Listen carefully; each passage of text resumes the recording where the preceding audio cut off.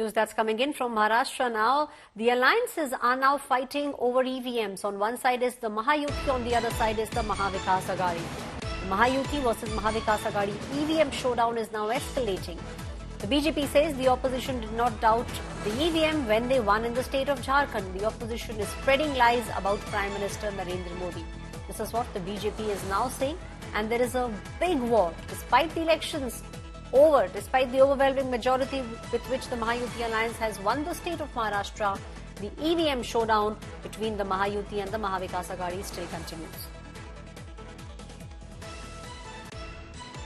2024 में जब उनकी बेटी सुप्रिया सुळे जी और सारे सांसद 31 सांसद ये चुनाव जीत गए लोकसभा का, उस समय पवार साहब कुछ नहीं बोले। वो समय उनको मालूम है कि मोदी जी के खिलाफ उन्होंने झूठ बोल के वोट लिए, तो वोट मिल गए। हमने हार में से कुछ सीखे और हम सामने गए।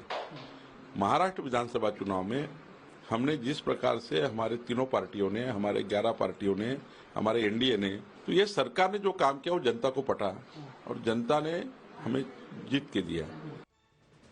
My colleague Mustafa is now joining me on the story.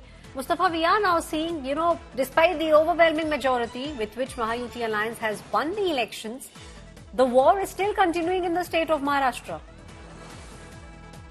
Yes, actually you can say that because there is likely change of guard, which means till now Eknath Shinde was Chief Minister, and now the overwhelming majority with the BJP. The BJP is in a state to make their own Chief Minister.